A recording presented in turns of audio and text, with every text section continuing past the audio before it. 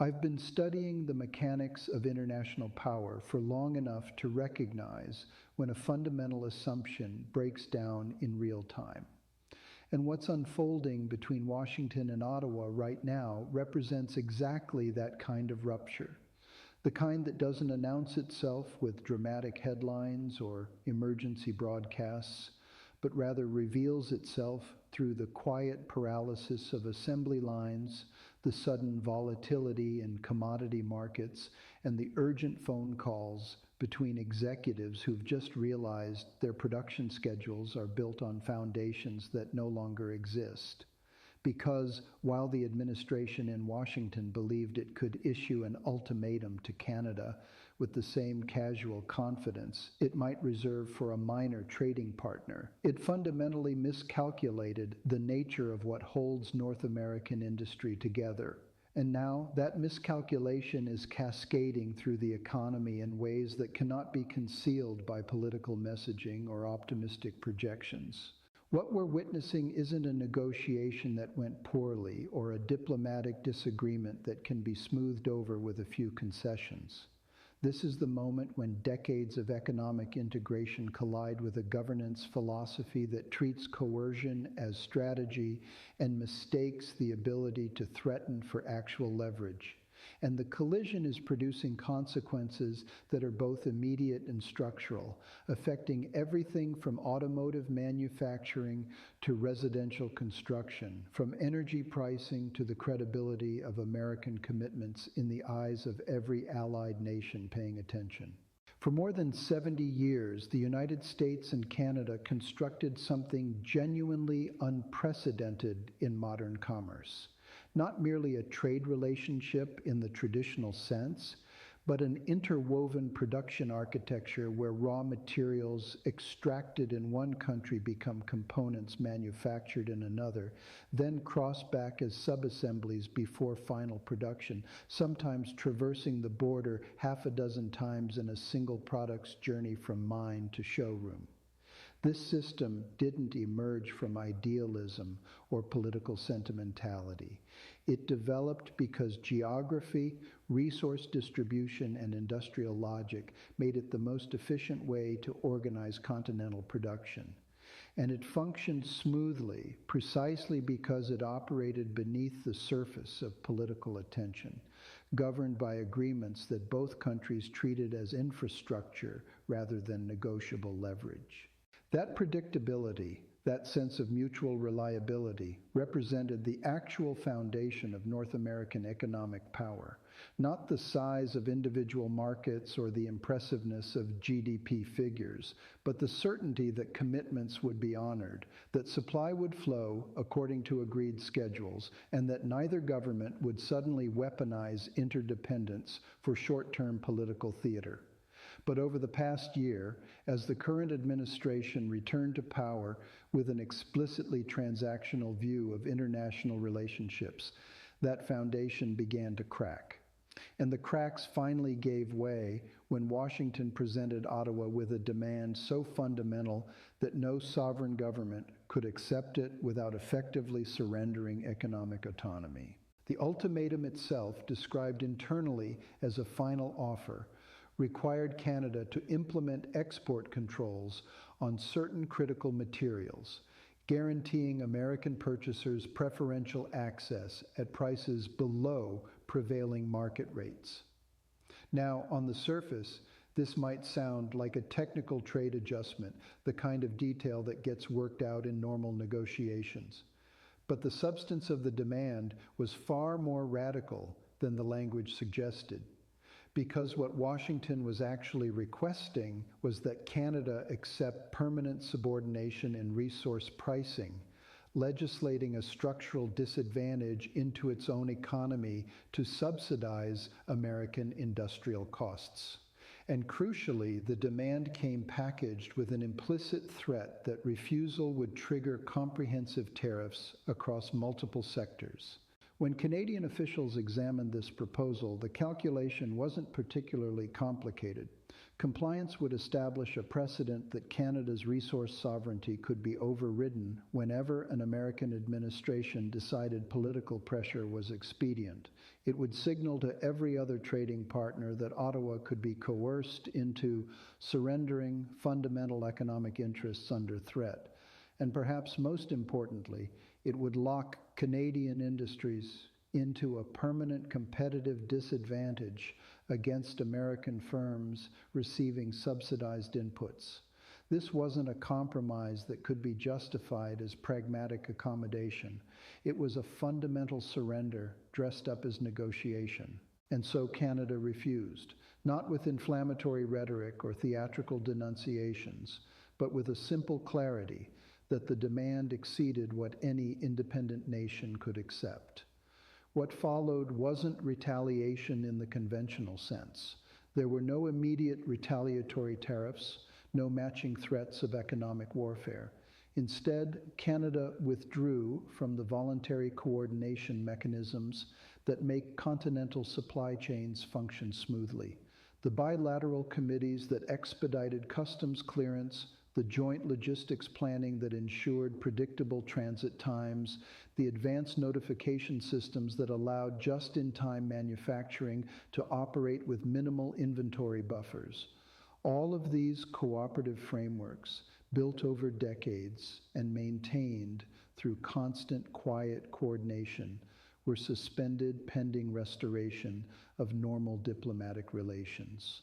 And that suspension, modest as it might sound in abstract terms, immediately exposed the fragility that decades of efficiency optimization had built into American manufacturing. Because modern production doesn't maintain warehouses full of spare parts anymore. It doesn't stockpile inputs against potential disruption. The entire system is calibrated around the assumption that components will arrive precisely when needed, that transit times are predictable down to the hour, and that trusted partners will continue behaving like trusted partners even when threatened.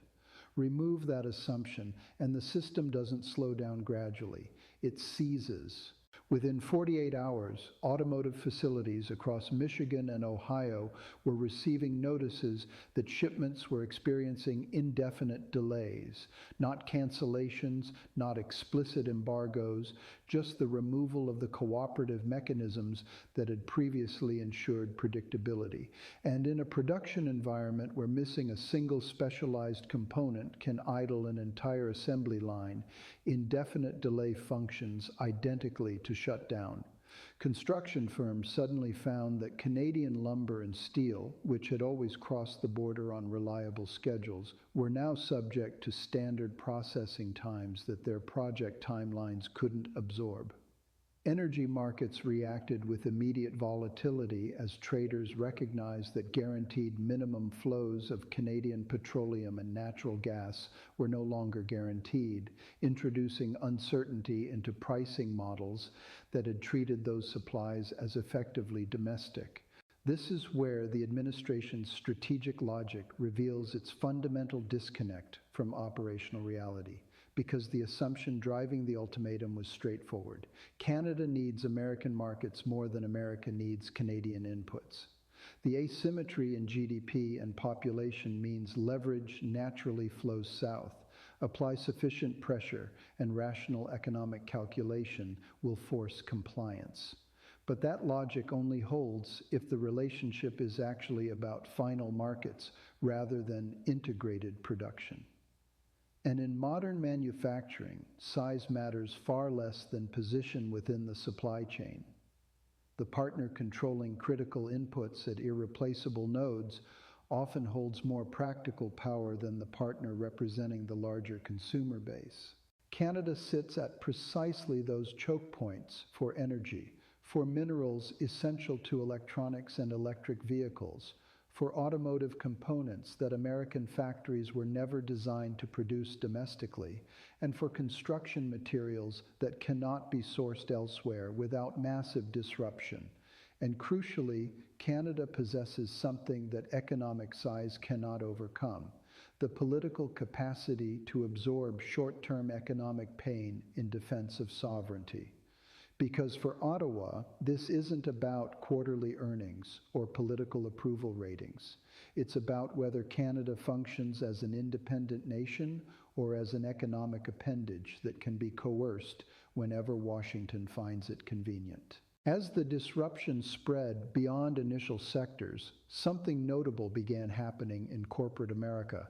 Executives who had remained carefully silent through previous trade confrontations, who had adapted to tariffs on China and tolerated threats against Mexico, started making urgent representations to Congress and the White House, not to debate political philosophy or trade theory, but to present hard operational facts. Specific facilities would run out of critical inputs within days, not weeks. Furloughs would begin affecting tens of thousands of workers by the end of the month. Competitors in Europe and Asia, not dealing with supply chaos, would capture market share that wouldn't be recovered even after resolution. And these weren't lobbying talking points designed to influence policy debate. They were emergency warnings accompanied by inventory spreadsheets and production schedules showing exactly how little margin existed before systematic collapse. The Chamber of Commerce issued statements describing the situation as unprecedented. Manufacturing associations released projections showing hundreds of thousands of jobs at immediate risk. And suddenly, the political coalition that had supported aggressive trade posturing found itself fragmenting under pressure from constituents who were about to lose work through no fault of their own. Because there's a substantial difference between supporting tough negotiation in the abstract and explaining to factory workers why their plant is closing because of an ultimatum issued to a country that most Americans think of as essentially part of the same economic system. Republican senators from affected states began publicly demanding resolution, not through carefully coordinated opposition, but through the kind of panicked improvisation that indicates no one anticipated this scenario. Labor unions, normally locked in permanent opposition to the administration, found themselves making common cause with corporate management in urgent demands for de-escalation. And business leaders who had previously praised aggressive trade tactics started distancing themselves from the specifics of this confrontation, not because they discovered sudden principles about sovereignty and cooperation, but because their quarterly reports were about to reflect consequences they couldn't explain to shareholders. This is the point where political theater collides with economic substance in ways that cannot be managed through messaging. Because you can spin job creation numbers or debate the methodology behind economic statistics, but you cannot spin a factory shutdown. There's no narrative sophisticated enough to convince a worker sent home without pay that this represents strategic victory. There's no slogan compelling enough to offset rising energy costs hitting household budgets in real time. And when corporate balance sheets start showing the actual cost of supply chain paralysis, no amount of tough talk about winning trade wars can alter the mathematics. What makes this crisis particularly dangerous, both economically and politically, is that it follows a pattern of escalation without exit strategy that has characterized this administration's approach to trade relationships generally. Whether it was tariffs on Chinese goods that ultimately required agricultural bailouts to offset the damage to American farmers, or border closure threats against Mexico that nearly devastated cross-border manufacturing before business pressure forced retreat. But Canada represents a qualitatively different challenge because the integration is deeper, the alternatives are fewer, and crucially, the political will to submit simply does not exist in Ottawa, regardless of economic pressure. That combination creates a dynamic that cannot be resolved through bluster or through waiting for the other side to blink out of economic necessity. because Canada has already demonstrated willingness to accept economic cost in defense of sovereignty, and the costs to the United States are accumulating faster than the costs to Canada precisely because American industry is more dependent on the smooth functioning of integrated supply chains. The longer this continues, the more permanent the damage becomes as companies make irreversible decisions about supply chain redesign, as trading relationships that took decades to build begin fragmenting, and as the credibility of American commitments degrades in the assessment of every allied government watching this unfold. The deeper problem, the one that will persist long after this immediate confrontation resolves one way or another, is that Canada's response sent an unmistakable signal not just to Washington, but to every American ally. That economic integration with the United States now carries political risk that cannot be managed through normal diplomatic channels, that commitments and agreements previously treated as stable infrastructure can be suddenly weaponized based on domestic political calculations in Washington, and that reliability, the most valuable currency in international economic relationships, can no longer be assumed when dealing with American partnerships. Once that lesson is learned by governments and corporations simultaneously, it doesn't unlearn itself when the crisis passes. Companies begin building redundancy into supply chains even at the cost of efficiency. Governments accelerate diversification efforts that reduce dependence on American markets and American goodwill. Investment flows toward jurisdictions where policy remains predictable across administrations, and the integrated production networks that took generations to construct start quietly fragmenting through thousands of individual decisions, none dramatic enough to make headlines, but collectively reshaping the architecture of global commerce in ways that diminish American centrality. Canada understands this dynamic perfectly, which is why Ottawa isn't waiting for Washington to resolve its internal contradictions before acting. Efforts to deepen commercial ties with European and Asian partners are accelerating. Infrastructure investments that reduce dependence on American transit routes are being prioritized, and diplomatic energy is being directed toward ensuring that no future American ultimatum can carry the same systematic threat.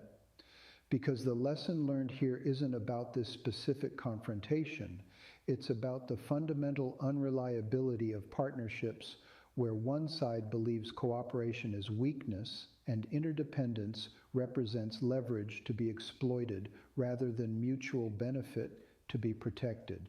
American allies are drawing the same conclusions, extending well beyond Canadian borders. Because if Washington is willing to issue economic ultimatums to Canada, a country sharing language, democratic values, and the longest undefended border in human history, then no ally can assume immunity from similar treatment regardless of historical partnership or strategic importance. And that realization will shape trade negotiations, security cooperation, and diplomatic positioning for years to come in ways that systematically reduce American influence, even as American leaders believe they're projecting strength. The genuine tragedy of this moment is its avoidability. These supply chains didn't fracture because of natural disasters or unavoidable economic crisis. They broke because political performance was elevated above institutional competence, because complexity was dismissed as weakness, and because the appearance of dominance was pursued without regard for the systems that actually generate prosperity and security.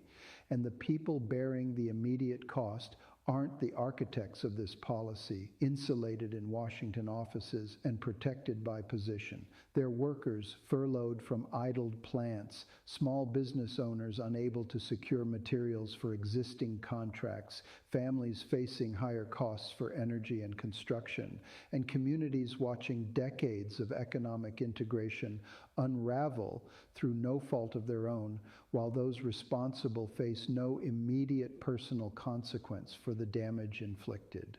That disconnect between those who make policy and those who suffer its effects represents one of the most corrosive aspects of this crisis for democratic accountability.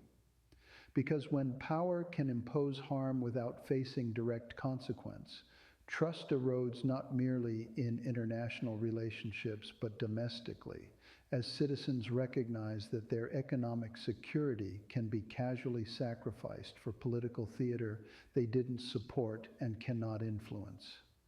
As this situation continues developing, the fundamental question isn't whether the United States can force Canada back to accepting terms through escalated pressure.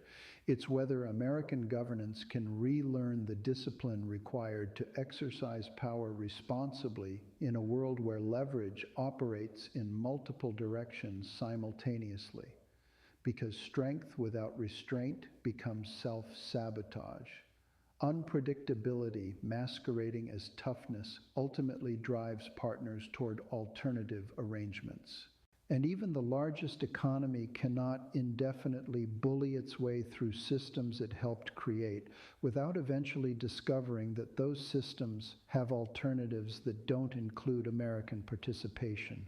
What Canada accomplished through refusal was making that reality impossible to ignore, demonstrating in the clearest possible terms that sovereignty still matters, that trust is finite, and that even profound economic asymmetry cannot overcome a determined defense of independence, when that defense is backed by control of inputs that cannot be easily replaced. And once that truth becomes visible to governments and corporations worldwide, it doesn't conveniently disappear when news cycles move forward. It becomes part of the permanent calculus shaping how the world organizes commerce and cooperation in an era where American reliability can no longer be assumed.